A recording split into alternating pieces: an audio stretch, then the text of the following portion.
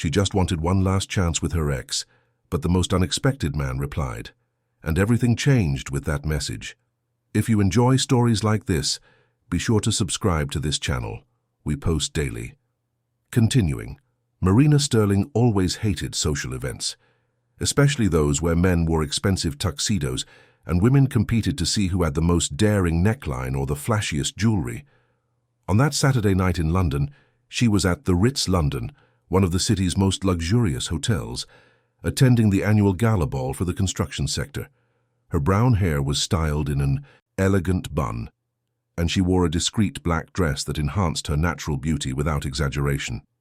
At 32, Marina had built a solid reputation as an architect, always prioritizing functionality and sustainability in her projects. Her presence at that party was not for pleasure, but out of professional necessity. The firm where she worked as a partner was negotiating a strategic merger with a renowned construction company, and her presence was mandatory to represent the company's interests. As she circulated through the main ballroom, holding a glass of champagne she barely touched, Marina observed with a certain disdain the exaggerated ostentation around her. The crystal chandeliers seemed to vie for attention with the imported marble columns, and she couldn't help but think about how that money could be better invested in social housing projects. It was then that her eyes met his. On the other side of the ballroom, leaning against one of the columns, stood a man who seemed as out of place as she did. Tall, with broad shoulders that perfectly filled his tailored tuxedo, he had dark hair with a few strands of grey at his temples, and a gaze that conveyed intelligence and an almost intimidating coolness. Richard Maxwell, at 45, was the new CEO of Maxwell & Associates, one of the country's largest construction firms. He had taken over only 6 months earlier, after his father's death, and his reputation preceded him. He was known for being ruthless in business, extremely intelligent, and completely averse to personal relationships. Marina didn't know who he was at that moment, but something about his demeanor intrigued her. Unlike the other men present, who were gesturing animatedly or laughing too loudly, he remained silent, observing everything with an expression that mixed boredom and disdain. When their gazes first crossed, she felt an electric current run down her spine.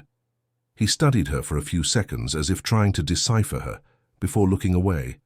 The opportunity to talk arose when Marina approached the bar to exchange her still full glass for an orange juice. He was there, ordering a neat whiskey, and made an ironic comment about the ballroom's exaggerated decor. "It looks like they hired the architect who designed Versailles," he said, with a half-smile that didn't reach his eyes. Marina chuckled softly. "Worse still. Versailles at least has history.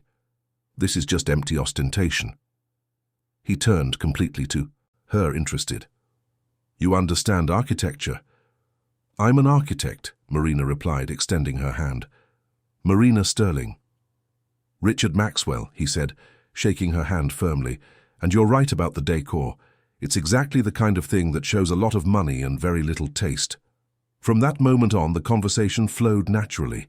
They talked about art, about the difference between luxury and elegance, about how modern architecture had lost its soul in favor of spectacle. Richard surprised Marina with his knowledge of urban planning and sustainability, topics she didn't expect to interest a construction CEO. He, in turn, was fascinated by the way she spoke about her projects, always focusing on social and environmental impact. "Most architects I know only think about awards and recognition," he commented, as they walked along the balcony overlooking the illuminated city. "And most businessmen only think about profit," Marina retorted without hostility. "But I imagine you're different." "Why do you imagine that?" "Because you're here talking to me about ethics in construction instead of being in there networking and closing deals." He laughed for the first time that night, a deep, genuine sound. "Touché."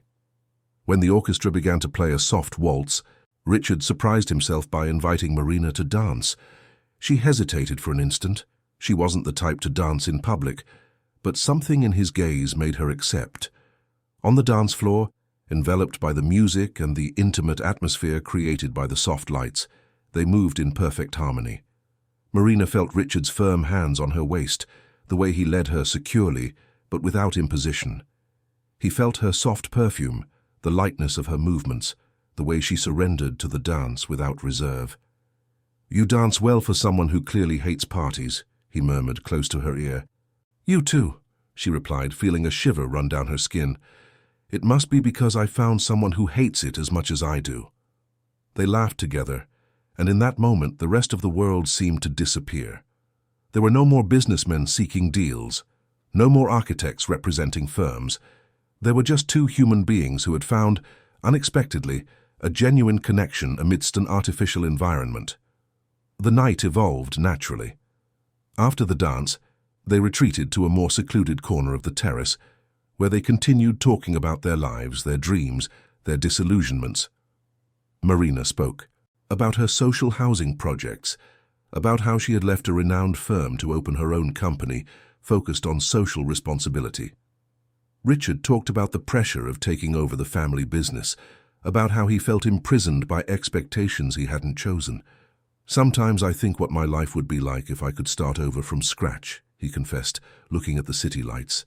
"Make my own choices, without the weight of the family name." "It's never too late to start over," Marina said. "Maybe not from scratch, but you can redefine your priorities." "And you? Have you redefined yours?" "I'm trying every day." There was a raw honesty in her words that touched something deep within Richard. For years, he hadn't talked to anyone so openly, without masks or games of interest. Marina represented everything he had lost over the years: simplicity, authenticity, purpose. As the hotel began to empty and the party came to an end, neither of them wanted the night to finish. Richard, on an impulse that surprised him, suggested they have one last drink at the hotel bar. Marina, who would normally have politely declined and gone home, accepted. In the hotel's more intimate bar, seated in leather armchairs that enveloped them like an embrace, they continued talking about everything and nothing. The chemistry between them was palpable, but there was also an emotional connection that transcended physical attraction. Richard spoke about the loneliness he felt, despite always being surrounded by people. Marina talked about the relationship that had ended a few months prior, about how she had felt misunderstood and underestimated. "He never understood why I gave up a high salary to work on affordable housing," she said, swirling the golden liquid in her glass. "He said I was too idealistic, that I needed to be more pragmatic." "Perhaps he was envious," Richard suggested, "of your courage to follow your convictions regardless of what others think." "And you? Have you ever followed your convictions at the expense of others' opinions?" Richard was silent for a long moment. "No, not as often as I should have." "It's never too late," Marina repeated, echoing her own earlier words. It was then that their gazes met again, and this time neither of them looked away. The sexual tension that had been building throughout the night finally reached boiling point. Richard reached out and gently touched Marina's face, and she closed her eyes at the contact. "Marina," he said, his voice hoarser. I know," she whispered, covering his hand with hers. What happened next seemed inevitable, and at the same time, completely surprising. Richard asked for a suite at the hotel, and Marina, going against all her cautious instincts, agreed to accompany him. In the elevator, they kissed for the first time, an intense kiss that awakened sensations Marina had forgotten existed. In the suite, illuminated only by the soft light of the lamps and the panoramic city view, they surrendered to each other with a passion that surprised them both. It wasn't just physical desire, but an urgent need for connection, for intimacy, to lose themselves in something greater than their solitary lives. Richard was tender and passionate, treating Marina as if she were made of crystal, but also wild enough to awaken sensations in her that she didn't know she could feel. Marina surrendered completely, letting go of all her defenses and fears. They made love as if the world would end the next morning, and then stayed awake talking until almost dawn. Wrapped only in silk sheets in each other's arms, they shared childhood stories, secret fears, dreams they had never told anyone. It was as if they had found in those few hours an intimacy that many couples don't achieve in years together. But as the sun began to rise, painting the London sky with golden and rosy hues, reality began to set in. Marina knew she had an important meeting in the morning, and the magic of that night began to give way to anxiety about the possible consequences of her actions. She dressed in silence, while Richard slept deeply physically and emotionally exhausted. For a moment, Marina hesitated by the bed, observing his relaxed face in sleep. She wanted to leave a note, a phone number, a way to contact him, but the fear that that perfect night would turn into something complicated and painful made her give up. It was better to keep that memory as it was, perfect and complete. She left the hotel discreetly, hailed a taxi, and headed home, where she took a quick shower and prepared for another day of work. During the commute to the office, her mind wandered between the upcoming meeting and the still vivid sensations of the night before. It was then that, on an impulse, she picked up her phone and decided to write a message to Gabriel, her ex-boyfriend.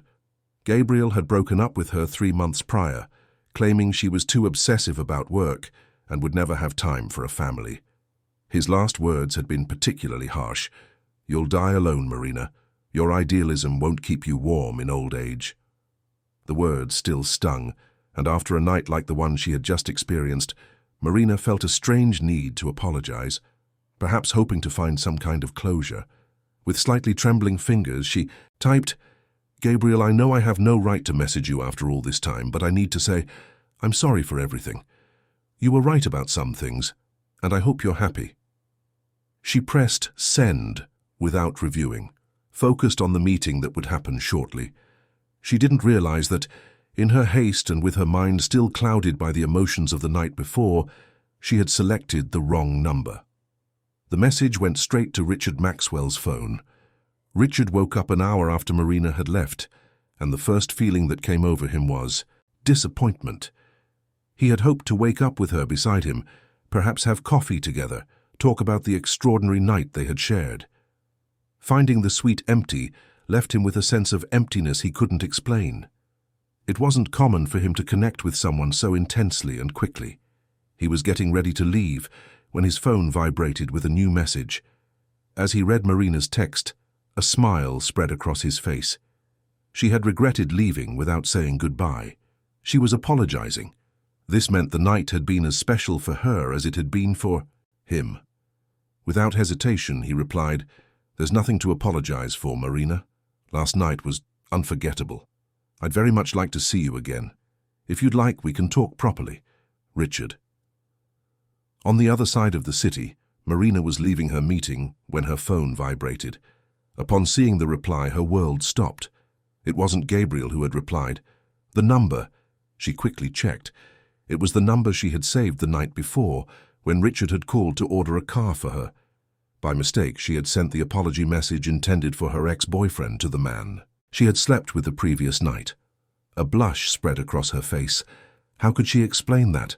The message implied she was apologizing for something she had done with him, when in reality it was an awkward attempt to make peace with the past.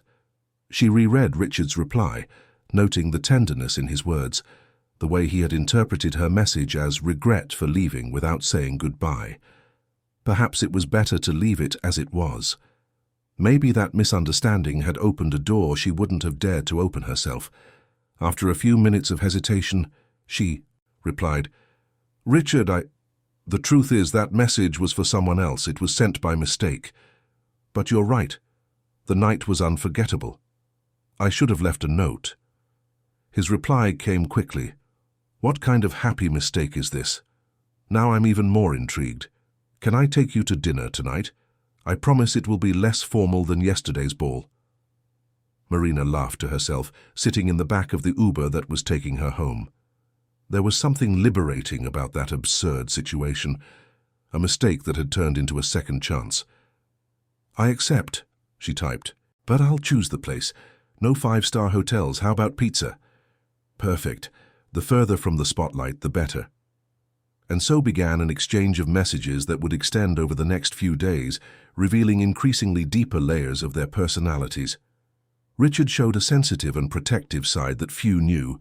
Marina revealed herself to be funny and affectionate, very different from the professional and reserved woman the world saw. They seemed like two teenagers, discovering first love, sending messages constantly, eager for replies, creating intimacy through words. The messages between Marina and Richard became the best part of both their days. During the week that followed the ball, they exchanged hundreds of texts, from affectionate good mornings to long reflections on life sent in the early hours. Marina discovered that behind the facade of the ruthless CEO was a man who read poetry, genuinely cared about his employees, and had anonymously donated millions to education NGOs. Richard discovered a woman who made clever jokes, cried watching animated films, and had created a scholarship program for underprivileged architecture students. On Wednesday, they finally met for the promised dinner. Marina chose a small, cozy pizzeria in the Notting Hill neighborhood, far from the sophisticated restaurants where Richard was usually seen. When he arrived, personally driving a discreet BMW instead of being chauffeured, Marina knew he had understood the evening's premise, to be just two people getting to know each other, without titles or expectations. "I thought you'd show up in a suit," she said, smiling as she saw him wearing dark jeans and a navy blue dress shirt, no tie. "I thought about it, but then I remembered you criticized the hotel's ostentation," he replied, returning her smile. "Besides, I want you to see me as Richard, not as the CEO of Maxwell and Associates." During dinner, they talked about everything: childhood, family, failures, dreams. Marina spoke about her mother's death when she was 15, about how it had made her mature too early and become independent. Richard talked about the constant pressure of carrying the family legacy, about how he had sacrificed personal relationships for the sake of the company. "Were you ever married?" Marina asked, biting into a slice of margarita pizza. "Almost," he replied, sipping the red wine they had chosen together. "I was engaged 5 years ago to a lawyer, Caroline. She was perfect on paper, beautiful, intelligent, from the same social class. Our parents approved. Our friends said we made a lovely couple. What happened? I realized we were playing roles. She wanted to be the CEO's wife. I wanted a partner who would give me heirs and social prestige. Neither of us really cared about who the other person was on the inside." Marina nodded, understanding perfectly. "With me it was different but similar. Gabriel, he loved me, I think, but he loved a version of me that only existed in his head. He wanted me to be more docile, less focused on work, more willing to give up my dreams for his. And you considered it." "For a while. I even thought about accepting an offer to work at a traditional firm, earning triple what I make now, just to prove I could be the perfect girlfriend he wanted." She paused, toying with her wineglass. "But I realized it would be a betrayal of myself. And if he couldn't accept me as I am, then it wasn't true love." Richard reached across the table and touched her hand. "He was an idiot." "You don't even know him," Marina laughed. "I don't need to. Don't. Any man who can't see the value of a woman like you is an idiot by definition." The warmth of Richard's hand over hers made Marina's heart race. There was a sincerity in his eyes that made her believe every word. When they said goodbye that night, with a soft kiss laden with promises, Marina knew she was falling in love dangerously fast. The following days were a whirlwind of discreet meetings and long conversations. Richard took her to see a housing project his company was developing in partnership with the state government, showing a side of his work that few knew. Marina surprised him by taking him to visit a daycare center she had voluntarily designed in an underprivileged community, where the children greeted him as if he were a beloved uncle. "You have a way with children," Marina commented, watching him play on the playground she had designed. "I always wanted to have children," he confessed, pushing the swing where a 5-year-old girl was laughing happily, "but I never found the right person to build a family with." The intensity of the gaze he directed at Marina as he said this made her feel butterflies in her stomach. It was too soon for conversations about the future, but there was something about the way they fit together that seemed natural and inevitable. It was on a Thursday night, as Marina was leaving the office later than usual, that she first noticed something was wrong. A dark car was parked across the street with tinted windows, and she had the strange feeling of being watched. She tried to convince herself it was paranoia, but when she looked out her apartment window before going to sleep, the same car was on the street. On Friday, her office phone rang, 3 times in a row, and each time she answered, The person on the other end immediately hung up. Her partners, Charles and Patricia, with whom she had founded the firm 5 years prior, also began to report strange phone calls. "It must be some dissatisfied client," Charles said, trying to reassure Marina. "You know how it is. Sometimes people get upset when they can't reach us immediately." But Marina knew it wasn't that. There was something sinister in those silences on the other end of the line, something deliberate and threatening. She considered telling Richard, but decided not to. Worry him. After all, what could he do? And they were still getting to know each other. She didn't want to seem dramatic or needy. The weekend brought temporary relief. Richard invited her to spend Sunday at his house, an elegant but welcoming mansion in Hampstead Heath. He cooked for her himself, a pasta with fresh tomato sauce that rivaled any Italian restaurant. They spent the afternoon lying on the sofa, she reading a book on sustainable architecture while he reviewed reports, occasionally exchanging distracted kisses and caresses. "You could move in here," he said suddenly, making Marina look up. "From her book?" "What do you mean?" "Not permanently," he hastened to explain, blushing slightly. "I mean, if you wanted to. I have a huge office you could use, a swimming pool, a kitchen bigger than your entire apartment." Marina laughed, touched by his shyness. "We've been together for 2 weeks, Richard." "I know. It's crazy." He sat up, pulling her closer. "But I feel like I've known you for years, as if you should always be here." "I understand," Marina whispered, snuggling into his chest. "I feel the same way." They made love again that afternoon, this time slowly and tenderly, exploring every inch of each other's bodies as if memorizing every detail. Afterwards they fell asleep intertwined on the sofa under a cashmere blanket with the golden late afternoon sun streaming through the large windows. When Marina woke up, it was already getting dark and Richard was making tea in the kitchen. She dressed lazily and went to join him, feeling more at home in that house than in her own apartment. It was a frightening and wonderful feeling at the same time. "My phone won't stop ringing," she said, checking the notifications. There were 7 missed calls from unknown numbers, all within the last 30 minutes. Richard frowned. It must be some emergency at the office. But when Marina returned one of the calls, the person on the other end remained silent for a few seconds before abruptly hanging up. A feeling of fear began to form in her stomach. "This has been happening since Thursday," she finally admitted. "Strange cars, mysterious calls. I'm starting to think someone is following me."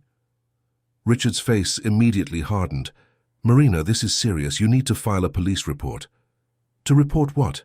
"That a car was parked on my street. That someone calls and hangs up." "To create a record in case things escalate." He pulled her close, protectiveness evident in his voice.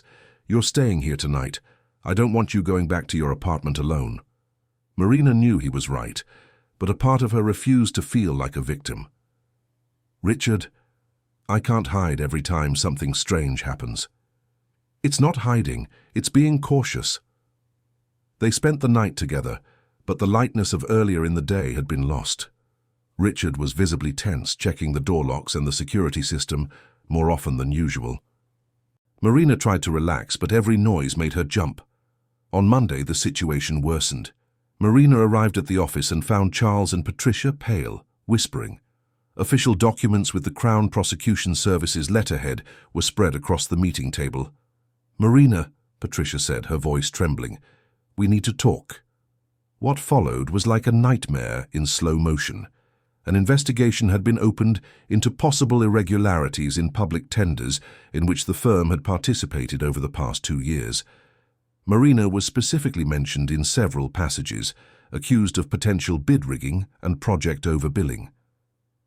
"This is ridiculous," Marina said, flipping through the documents with trembling hands. "All our projects strictly followed the law. We have all the documentation." "I know," Charles said, "but the accusations are specific. Someone provided detailed information about our internal processes, our cost spreadsheets, even emails exchanged between us." "As if they had an internal informant," Patricia added. Marina felt the world spin around her. In less than a week, her life had transformed from a fairy tale into a Kafkaesque nightmare. The mysterious calls, the car following her, now a criminal investigation where she was the main suspect. It couldn't be a coincidence. "Who is conducting the investigation?" she asked, dreading the answer. Charles checked the documents. "Several agencies are involved. The Crown Prosecution Service, the National Audit Office, and there's a private auditing firm that was hired to analyze the contracts. Maxwell and Associates." Marina's blood ran cold. "What?" "Maxwell and Associates. It's one of the largest consulting and auditing firms in the country. They were hired to review all public contracts in the construction sector over the past 5 years. Marina felt nauseous. Richard, the man she was falling in love with, the man in whose house she had slept, in whose arms she had found peace, was responsible for investigating her company, for investigating her. With trembling hands, she grabbed her phone and quickly searched online. Maxwell and Associates. CEO Richard Maxwell takes charge of investigation into public tender fraud, read a headline from an online newspaper the previous week. The date was 2 days before the ball where they met. The pieces began to fall into place with painful clarity. Richard's interest in her wasn't genuine, it was professional. He knew who she was from the beginning, he knew about the investigation, he probably even orchestrated their meeting. At the ball. The wonderful night, the intimate conversations, the plans for the future. Everything had been an elaborate lie to make her feel safe and lower her guard. "Marina?" Charles's voice seemed to come from far away. "Are you all right? You've gone pale." She couldn't form words. Her phone vibrated with a new message from Richard. "Good morning, my love. I dreamed of you all night. I can't wait to see you tonight. I love you. I love you." The words she had waited so long to hear now sounded like a cruel joke of fate. He loved her so much that he was trying to destroy her career and her reputation. He loved her so much that he had used the intimacy between them to gather information that could lead her to prison. "I need to leave," she said abruptly, grabbing her bag. "Don't call me today." Marina stumbled out of the office as if she had been punched in the stomach. On the pavement, she took several deep breaths, trying to control the nausea that threatened to overwhelm her. Her phone vibrated again. Another message from Richard. "Is everything okay? You seem distant today. We can talk if you want." With fingers trembling with anger and disappointment, she typed a cold reply. "I think it's best we stop here, Richard. It was good while it lasted, but it won't work out between us. Thank you for these days." His reply came almost immediately. "Marina, what happened? Can we meet and talk? Please don't do this by message." She blocked the number without replying. Then, with tears streaming down her face, she blocked him on all social media and messaging apps too. If he wanted to play cat and mouse, he would have to do it without her cooperation. For the rest of the week, Marina became a different person. Cold, calculating, focused only on protecting herself. She hired the best criminal lawyer she could afford, gathered all documentation for all projects from the last 5 years, and prepared for the legal battle to come. She temporarily moved into Patricia's house, not wanting to be alone in her apartment. Richard tried to contact her in every possible way. He called from the office, sent emails, appeared at her office building. But Marina had instructed the receptionist to say she wasn't there. He even went to Patricia's house, but Marina refused to open the door, even hearing him plead from outside for her to give him a chance to explain. "Marina, please," he shouted, his voice laden with desperation. "You're interpreting everything wrong. Let me explain." But she didn't want explanations. She only wanted to forget that she had been foolish enough to believe that someone like Richard Maxwell could genuinely be interested in someone like her. The difference between their worlds was too vast, and she had been naive to think it could be otherwise. The following weeks were the most difficult of Marina's life. The investigation intensified. Journalists began calling, questioning the accusations. Clients cancelled contracts. Suppliers started demanding advance payment. The firm she had built with so much sweat and dedication was crumbling before her eyes. Richard, for his part, plunged into work with a ferocity that worried even his closest employees. He worked 16 hours a day, rarely left the office, and visibly lost weight. His secretary, Marcia, who had worked with him for over 10 years, tried several times to bring up what was happening, But he refused to talk about his personal life. What Richard couldn't understand was how Marina had found out about the investigation and why she had automatically assumed he had ulterior motives. The coincidence was unfortunate, but that's exactly what it was, a coincidence. He had fallen in love with her even before knowing what her profession was, much less that her company was under investigation. But Marina had disappeared from his life as if she had never existed, and every day that passed without being able to explain himself was another day of agony. He considered abandoning the investigation, but knew that would raise even more suspicions about his motives. The only way out was to conduct everything with maximum transparency and hope that the truth would come to light in a way that Marina could understand. He had never used her. It was then that, analyzing the case documents more closely, Richard began to notice inconsistencies he hadn't perceived before. Small alterations in dates, signatures that looked slightly different when compared to other documents, numbering that didn't follow a logical sequence. Someone had manipulated the evidence against Marina, and if someone had manipulated the evidence, it meant there was a much larger conspiracy at play, a conspiracy of which both he and Marina were victims, not adversaries. Richard spent the next 3 weeks immersed in an obsessive investigation. Every night after normal working hours, he locked himself in his private office and meticulously analyzed all documents related to Marina's case. What had started as a suspicion based on minor inconsistencies quickly turned into certainty. Someone had falsified evidence to incriminate Marina Sterling and her firm. The alterations were subtle, but detectable to someone with his experience in forensic auditing. Email dates that didn't match original metadata, spreadsheets with slightly different formatting from Marina's company's standard, digital signatures that, upon closer analysis, revealed signs of digital manipulation. Whoever had done, it was professional but not perfect. Richard knew he couldn't conduct this parallel investigation alone, especially considering his personal conflict of interest. That's when he remembered Daniel Sanders, a former federal police agent specializing in financial crimes and corruption, who had left the force to open a corporate security consulting firm. Richard and Daniel had worked together on some cases in the past, and he trusted the former agent's discretion and competence. The meeting took place in a discreet restaurant in Canary Wharf on a Sunday evening when there were few customers. Richard arrived first, choosing a table at the back of the establishment, away from curious ears. Daniel appeared promptly, a man in his early 40s, tall and thin, with graying hair and eyes that missed no detail. "Richard," Daniel greeted, shaking his hand firmly. "It's been a while. When you called, I imagined it was something big." "It's bigger than I imagined," Richard replied, sliding an envelope across the table.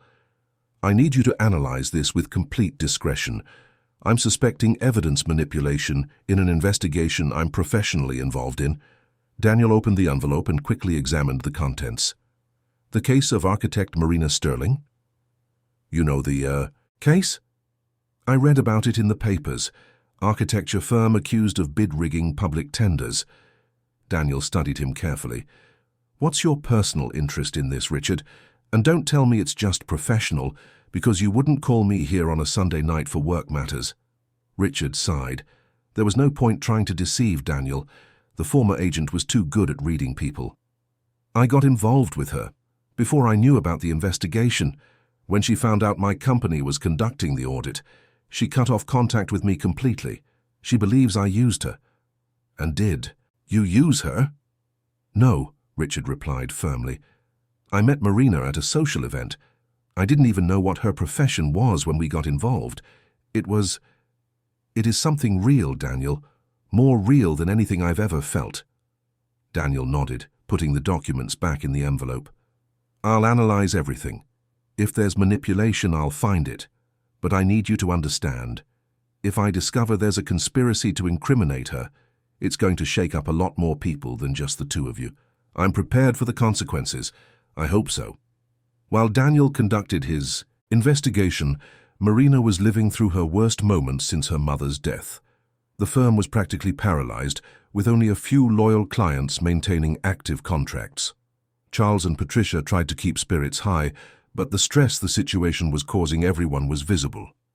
Marina's personal savings were rapidly depleting with legal costs, and she had seriously considered closing the company and looking for a job at a large firm, exactly what she had sworn never to do.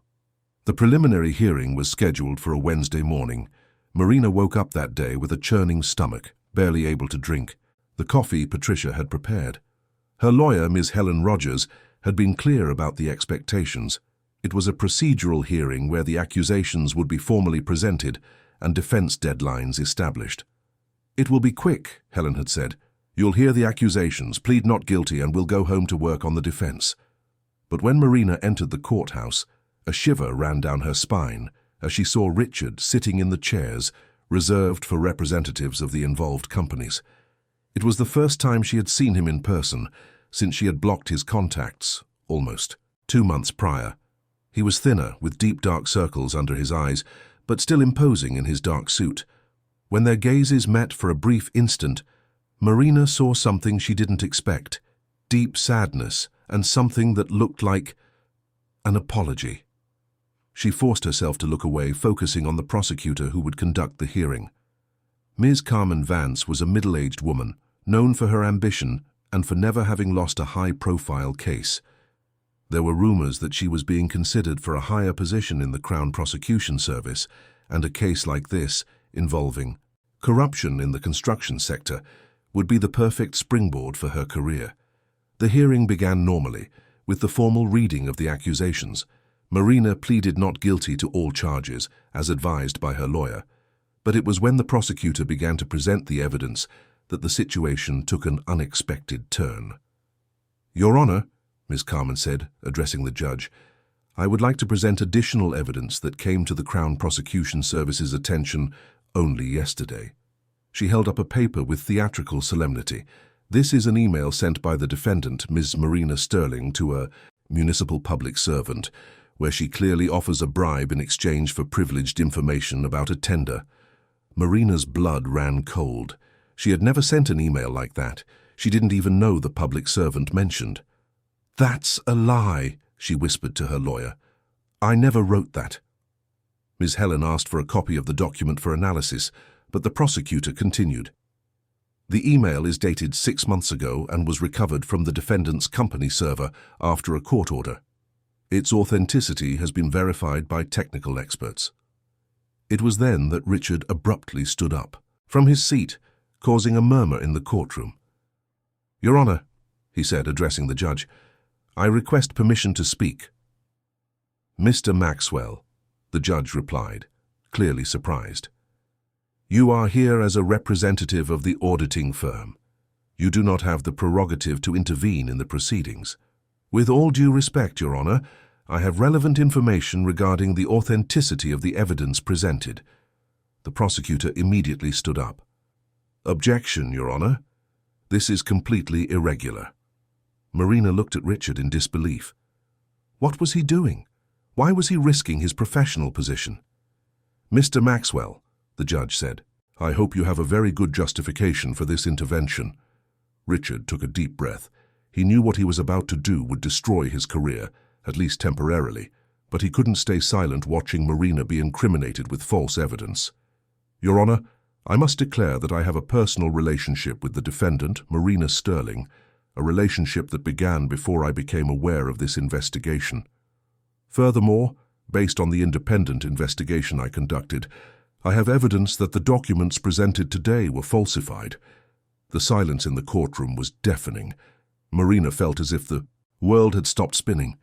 He had publicly confessed their relationship, destroying his own reputation to defend her. The prosecutor was visibly furious. "Your Honor, this is absurd.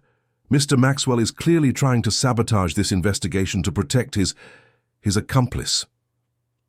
"Accomplice to what?" Richard retorted, maintaining his calm despite the tension. "To being an upright architect who has always conducted her business within the law." It was then that the courtroom doors opened and Daniel Sanders entered, accompanied by a younger man carrying a voluminous briefcase. "Your Honor," Daniel said, presenting his credentials, "I am Daniel Sanders, a former federal police agent and current corporate security consultant. I have evidence of document falsification and conspiracy to incriminate the defendant." The judge, visibly confused by the turn the hearing was taking, decided to hear Daniel's evidence. What followed was a meticulous presentation of how the emails had been forged, including metadata analyses that proved some documents had been created months after the dates they purported. "Even more serious," Daniel continued, "our investigation revealed that this falsification was commissioned by a group that includes the very prosecutor leading this case, Ms. Carmen Vance, in partnership with Arthur Thompson, owner of Thompson Holdings, the main competitor of Ms. Marina Sterling's firm in public tenders." Chaos erupted in the courtroom. The prosecutor vehemently denied everything, shouting about defamation and conspiracies. The judge repeatedly banged his gavel, trying to maintain order. The journalists present snapped photographs and took frantic notes. Daniel proceeded unperturbed. Mr. Thompson was systematically losing tenders to Ms. Marina's firm because of the superior quality of her projects and more competitive bids. At the same time, Ms. Vance needed a high-profile case to boost her candidacy for a higher office. The solution was to fabricate evidence against Thompson's main competitor, eliminating her from the market and giving the prosecutor the corruption case she needed. The evidence presented by Daniel was irrefutable. Bank transfers between Thompson and a shell company controlled by the prosecutor's brother, records of phone calls between the conspirators in the days leading up to the leak of the first accusations, even legally obtained recordings of conversations where they discussed the details of the setup.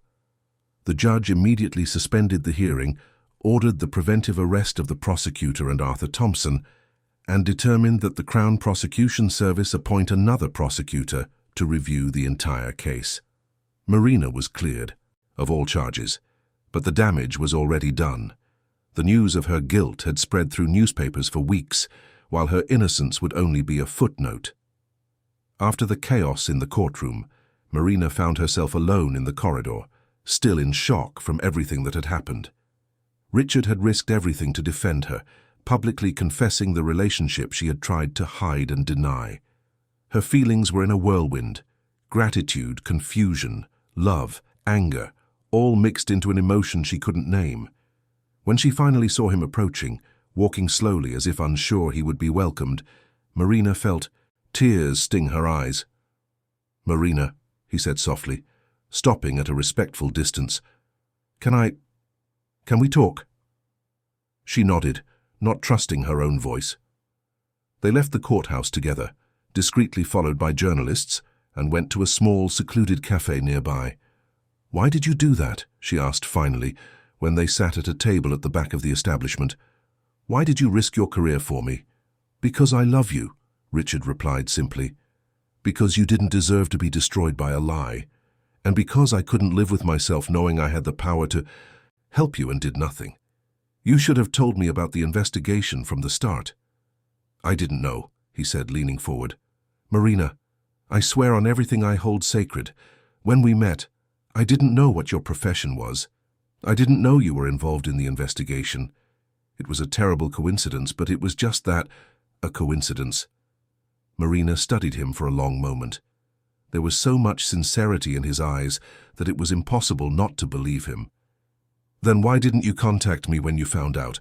Why did you let me think the worst?" "I tried. You blocked me everywhere, refused to see me, to listen to me, and I thought perhaps it was better that way. That perhaps you deserved someone who wouldn't bring complications into your life." "That wasn't your decision to make," Marina said with a mixture of sadness and irritation. "You should have insisted more. You should have forced me to listen." "You're right, and I regret it every day." They remained silent for a few minutes, processing everything that had happened. The cafe was almost empty, just them and an elderly couple at a table, near the window. The aroma of fresh coffee mixed with the soft sound of the street outside created an almost surreal atmosphere after the intensity of the morning. "And now?" Marina asked finally. "Now you are free," Richard replied. "You can rebuild your company, your reputation, you can move forward. And you?" He smiled sadly. "I'll be investigated by the company's ethics committee for conflict of interest. I'll probably lose my position. The press will have a field day with me for the next few weeks. Do you regret it? Richard looked her in the eyes without hesitating for a second. Never. I'd do it all again if I had to. Marina felt her heart warm for the first time in 2 months, but there was still a wall of hurt and distrust between them. Too much had happened, too much pain had been caused, even if unintentionally. I need time, she said, getting up from the table, to process all of this, to understand what I feel. I understand, Richard replied, also standing up, and I'll wait as long as it takes. As they said goodbye outside the cafe, under the fine drizzle that began to fall over London, Marina felt she was at the end of a chapter in her life, but still didn't know how the next one would be written. What she did know was that Richard had proven he loved her in a way Gabriel never had, sacrificing his own career to protect her. That had to be worth something, even if she didn't yet know exactly what. The 2 weeks that followed the courtroom scandal were a media hell for both of them. The story of a millionaire CEO who fell in love with an architect accused of corruption and risked everything to defend her became a national headline. Sensationalist newspapers invented details about the relationship, creating romantic or sordid narratives according to their editorial line. Television programs debated whether Richard had acted out of love or guilt, whether Marina was truly innocent or merely a skillful manipulator. Marina became a prisoner in her own life. Journalists camped outside her building. Photographers followed her when she went out for groceries.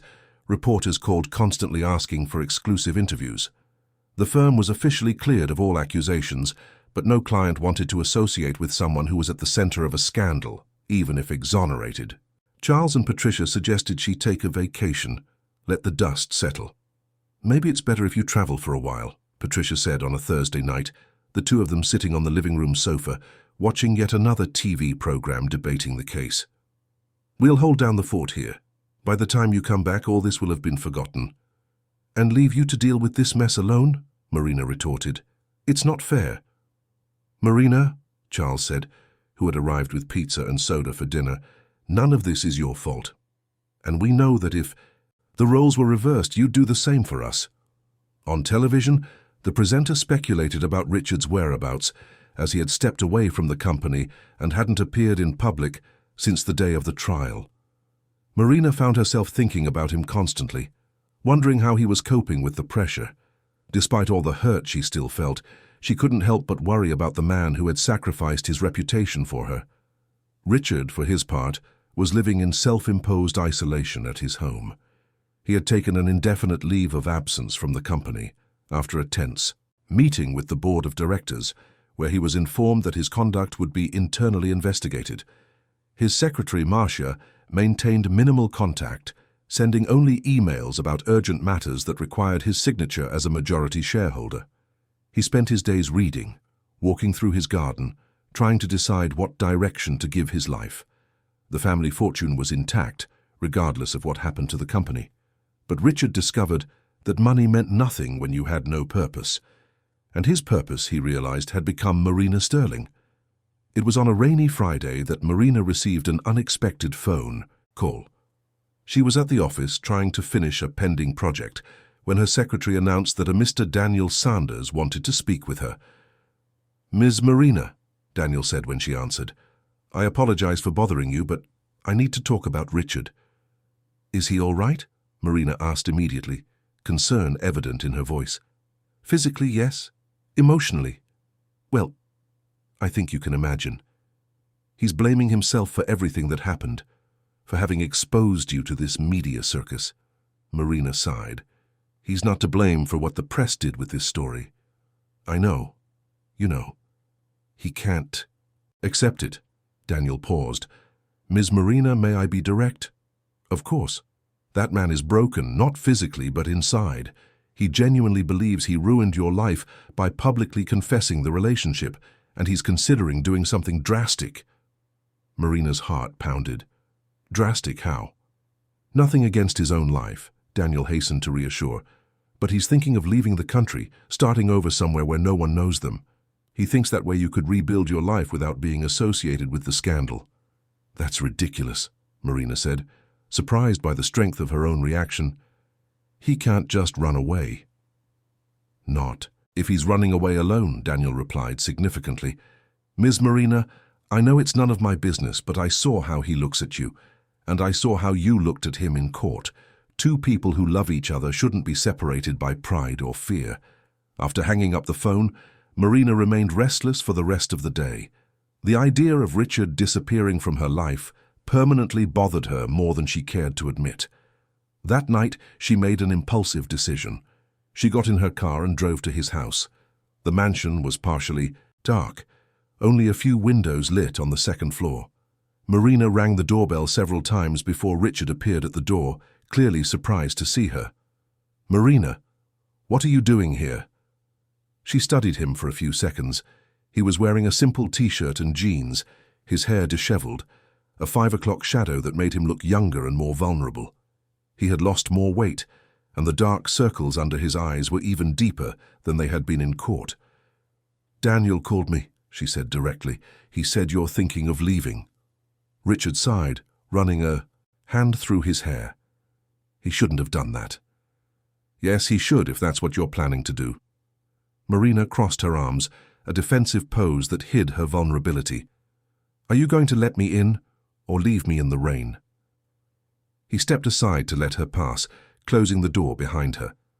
The house was silent and cold, quite different from the welcoming atmosphere Marina remembered from her previous visits. Do you want coffee? Tea? Richard offered, clearly nervous. I want you to stop running, Marina replied, following him into the living room. From me, from London. From problems. Running away solves nothing.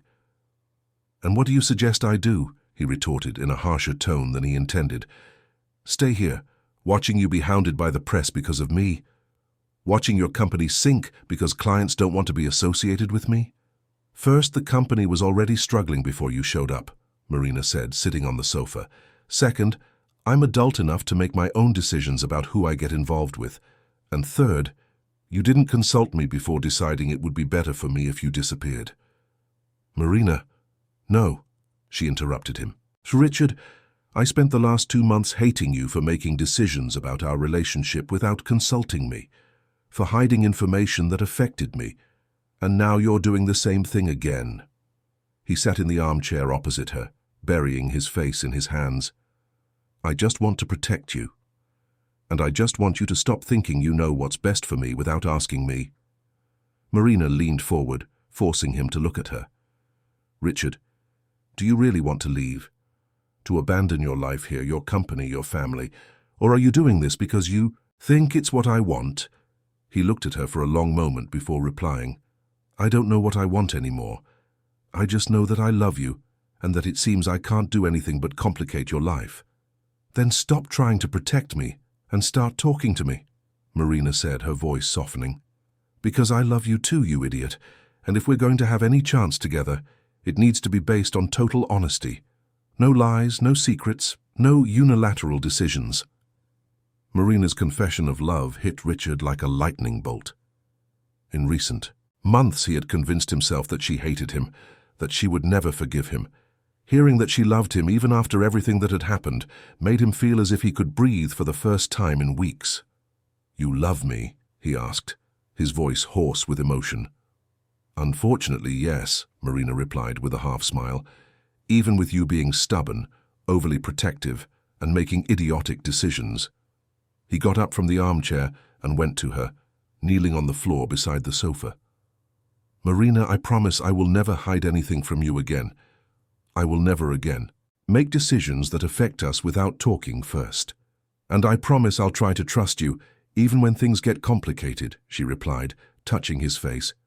But Richard, if we do this, it has to be for real. No running away, no giving up at the first difficulty. For real, he agreed, covering her hand with his. They kissed then, for the first time since the night at the hotel, a kiss that carried months of longing, hurt, forgiveness, and hope. When they separated, Marina saw tears in his eyes. I missed you so much, Richard whispered. Me too, she admitted. Every day. That night they talked until dawn, rebuilding the intimacy that had been lost, sharing the fears and hopes of the past few months. Richard spoke about his sleepless nights thinking of her, about how he had considered abandoning everything to start over in another country. Marina spoke about the anger she felt, but also about how she had realized that life without him was empty and colorless. "I need to tell you something," Richard said as the sun began to rise. "I'm seriously thinking of leaving the company for good, not out of escape, but because I've discovered I no longer want this kind of life. I want to do something meaningful." "Like what?" "I don't know yet. Maybe teach, give lectures on business ethics, maybe set up a consultancy focused on social responsibility, or maybe support your firm," he said, smiling. "If you'll accept an investing partner." Marina laughed. "You're not going to invest in my firm as a way to support me." "It wouldn't be support. It would be smart investment. You're the most talented architect I know, even if the market hasn't fully realized it yet." It was Marina who had the idea that would change their lives. What if we really did disappear? Not running away, but taking a vacation together, away from the press, away from the pressures, just to reconnect without all this madness around us. "You'd do that?" Richard asked, surprised. "I think we both need to. You to decide what direction to take your career, me to let the dust settle and plan the rebuilding of the firm." "Where would you like to go?" Marina thought for a moment. "Somewhere with a beach, far from London, where no one knows us, where we can walk hand in hand, without appearing in the newspaper." 3 days later, they were driving towards the coast of Cornwall, to a house Richard had rented through an intermediary, ensuring total privacy. It was a simple but comfortable property, built on stilts on the edge of an almost deserted beach, surrounded by preserved coastal woodland. The first week was about adaptation. Both were so accustomed to the bustling life of the big city that the initial tranquility almost made them anxious. But gradually they began to relax. They woke up without an alarm clock, had coffee on the veranda overlooking the sea, spent hours walking on the sand, cooked simple meals together. Richard discovered the pleasure of reading for enjoyment, not for work. Marina returned to drawing as a hobby, something she hadn't done since college. They made love without haste, talked about dreams they had buried under adult responsibilities, laughed at silly things as they hadn't in years. "You know what I'm thinking," Marina said one night as they lay in the hammock on the veranda, looking at the stars. "That you've never seen me so sunburned," Richard joked, kissing her neck. "I'm thinking that maybe we should consider a more permanent change." "What do you mean?" "I don't mean living on the beach," she explained, "but perhaps a simpler life. Less pressure, less ostentation, more time for what really matters." "What really matters to you?" he asked. "You. Projects that make a difference in people's lives. Time to breathe." Marina turned to look at him. "And for you?" "The same thing. You. Work with purpose. A life I can live without being ashamed of what I see in the mirror." They stayed at the beach for almost 2 months, returning to London only when Charles called to inform them that some old clients were interested in resuming projects that had been suspended during the scandal. The press had found other controversies to pursue, and interest in their case was waning. "It's time," Marina said, putting her clothes in her suitcase with a pang of sadness. "As much as I'd love to stay here forever." "Who said we can't come back whenever we want?" Richard replied, wrapping his arms around her from behind. "In fact, I'm thinking of buying a house here. Our house." "Our house," Marina repeated, liking the sound of the words. "I like the idea." On the drive back to London, they were different people from those who had left 2 months earlier. Calmer, more connected to each other, more confident about what they wanted to build together. The scandal was still there, the scars still occasionally hurt, but they had proven to themselves that their love was strong enough to survive the storms. "Ready to face the real world again?" Richard asked when they spotted the first buildings of the English capital. "With you by my side?" "Ready for anything," Marina replied, squeezing his hand. They didn't know that the greatest test of their new strength as a couple was yet to come. The return to London was gradual and carefully planned. Marina and Richard had learned during their time at the beach that haste and impulsive decisions were enemies of solid relationships. They rented a temporary apartment in a discreet neighborhood, far from the places where they were known, and began to rebuild their professional lives step by step. Marina returned to the office to find Charles and Patricia working on a modest public school renovation project. It was a small contract, but symbolically important. It showed that there were still people willing to trust her work. "How was the spiritual retreat?" Charles joked when she appeared at the meeting room door. "Enlightening," Marina replied, smiling. "And Richard is no longer taboo around here. He's part of my life, and you're going to have to get used to it." "As long as he doesn't interfere with work," Patricia said, but her tone was affectionate. "You're different, Marie. Lighter." It was true. The 2 months at the beach had healed wounds Marina didn't even know she had. She had learned to trust again, not just Richard, but herself and her ability to make good decisions about her personal life. Richard, for his part, formalized his definitive departure from Maxwell and Associates, selling his shares to an investment fund under very favorable terms. With the money, he set up a foundation focused on education and sustainable urban development, something that had always been a secret dream. "Will it work?" Marina asked one night, as they were reviewing the foundation's legal documents at the dining table of their temporary apartment. "I don't know," Richard admitted.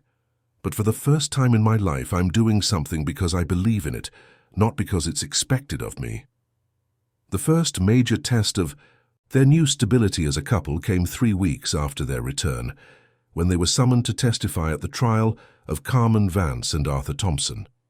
The case had become a symbol of corruption in the judiciary and the construction sector, and the media once again took an interest in the protagonists of the initial scandal. This time, however, Marina and Richard faced the cameras hand in hand, publicly presenting themselves as a couple for the first time. They didn't shy away from reporters, but they also didn't feed the sensationalism. They answered questions with dignity and directed the focus to the importance of fighting systemic corruption. "Mr. Maxwell," a reporter asked, "do you regret sacrificing your career for love?" "I didn't sacrifice my career for love," he replied calmly. "I sacrificed a career that didn't fulfill me to build a life that makes sense. Love merely gave me the courage to do what I should have done a long time ago." "And you, Ms. Marina, do you plan to sue Mr. Thompson for the damages to your firm?" "My lawyer is studying the legal options," Marina replied. "But my focus now is to rebuild, not to destroy. I believe more in the justice that comes from work well done than in the justice of the courts." The trial lasted 2 intense weeks. Carmen Vance tried until the last moment to claim she had been manipulated by Arthur Thompson, but the evidence presented by Daniel Sanders was irrefutable. Both were convicted, she to 8 years in prison and loss of political rights, he to 12 years and a hefty fine. "It's finally over," Marina said when they left the courthouse after the sentencing. "Now we can truly move forward." "Not completely," Richard replied, and Marina looked at him worriedly. "There's still one important thing missing." "What?" He smiled mysteriously. "You'll find out." In fact, Richard had spent the last few weeks planning something special. With the help of Daniel Sanders, who had become a close friend of the couple, he had organized a surprise that he hoped would be the official start of their new life together. The following Saturday, Richard told Marina they had a special engagement and asked her to wear the navy blue dress she had worn on their first real date at the pizzeria in Notting Hill. Intrigued, Marina agreed. The surprise began when the car he had called didn't take them to a restaurant or event, but back to the Ritz London, the hotel where everything had begun a year earlier. Marina recognized the route and looked at Richard with a mixture of curiosity and emotion. "What are we doing here?" she asked when they entered the elegant lobby. "Visiting the place where we met," he replied, guiding her towards the elevators and correcting a mistake. "What mistake?" "You'll see." They went up to the terrace where the gala ball had been held, but instead of the crowd of executives and socialites, the terrace was empty, except for an elegant table for 2, lit by candles and decorated with white roses. A discreet violinist played softly in the background. "Richard," Marina began, but he gently interrupted her. "Let me speak first," he said, leading her to the table. "A year ago in this very place I was convinced that I was condemned to a life without purpose, surrounded by people who only cared about my bank account. And then you appeared. He pulled out her chair for her to sit, then knelt beside the table, taking a small velvet box from his pocket.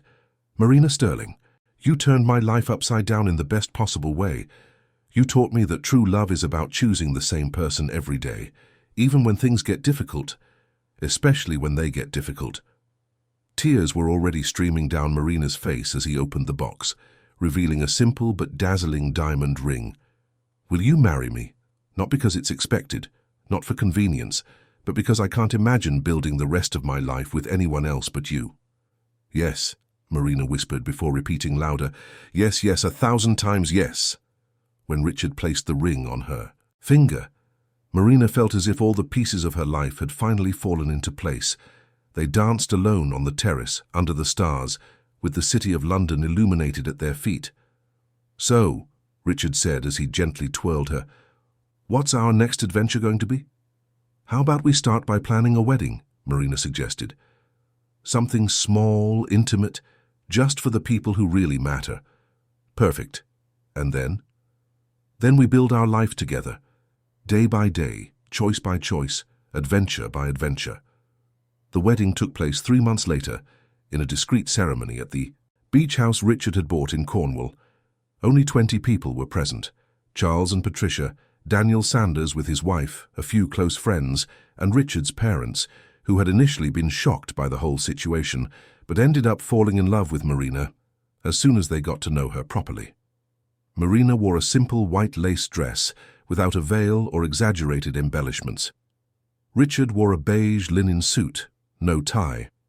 The ceremony was conducted by a local registrar, with vows written by the couple themselves.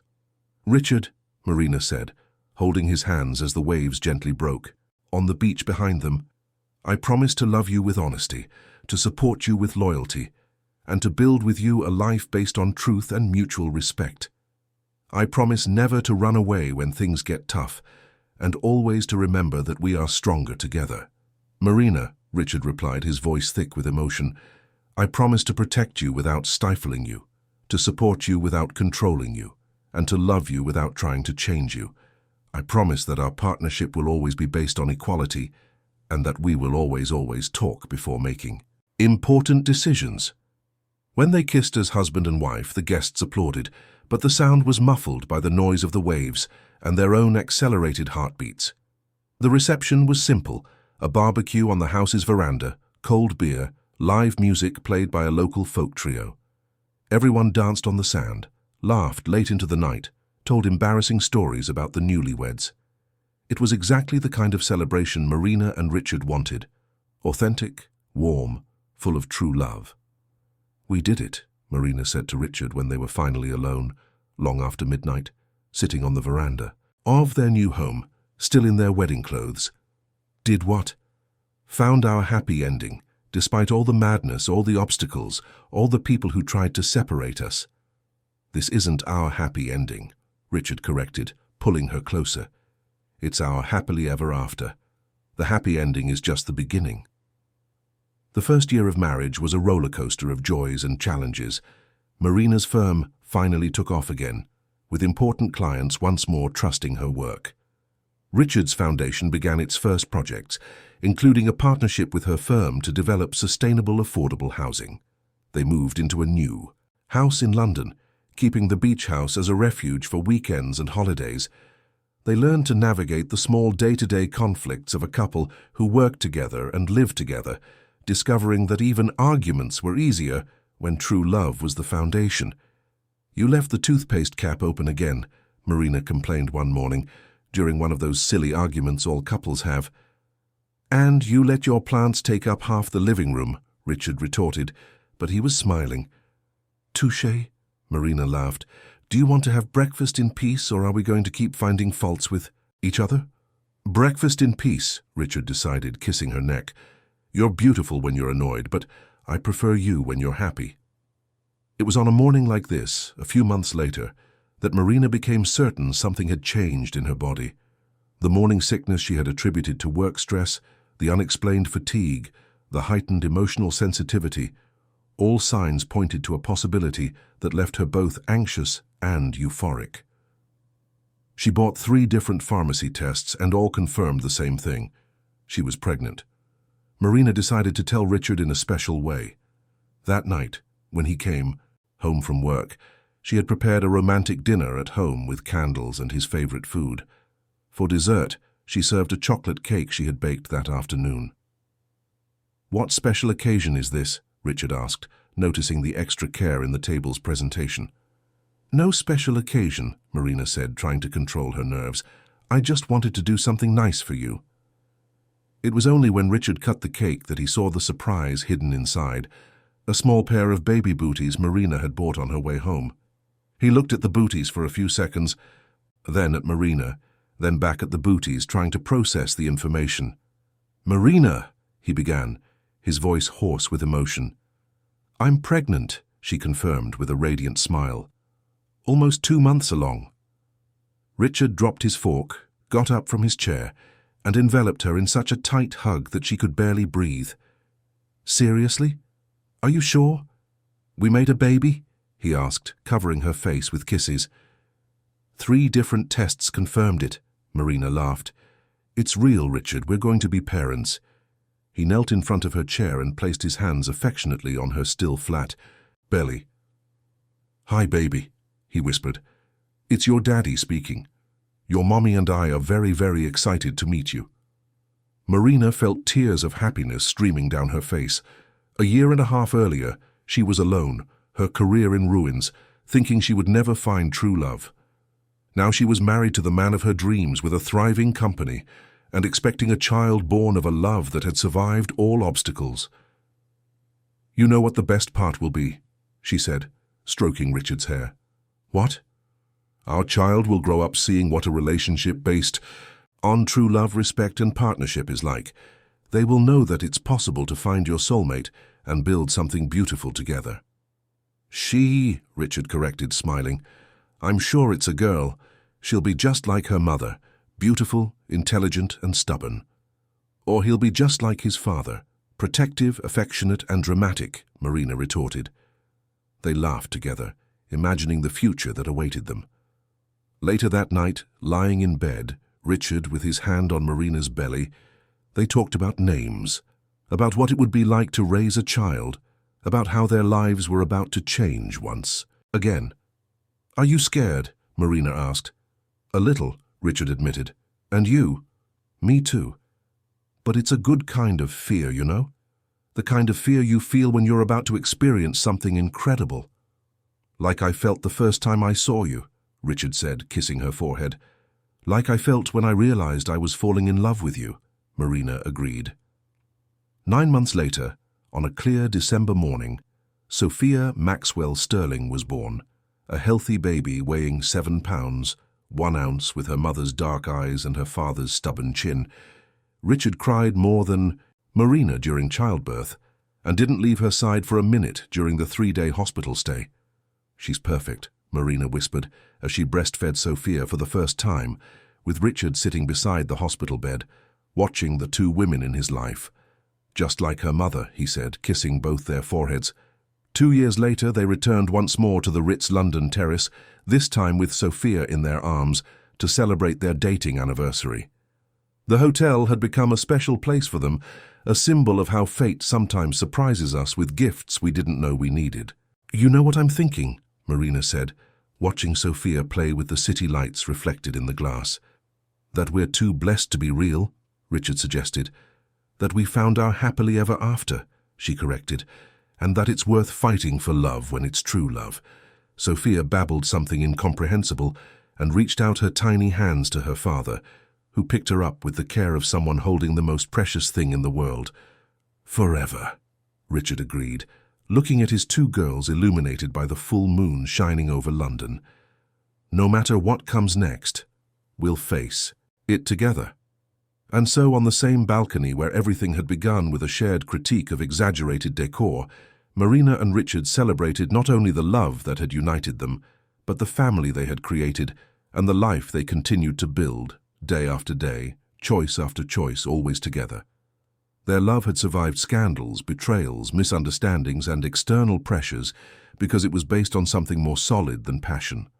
It was based on respect, trust, partnership, and the daily decision to choose the same future. It was the kind of love that doesn't just exist in books, but that two determined people can build when they are willing to fight for it, and they fought and they won.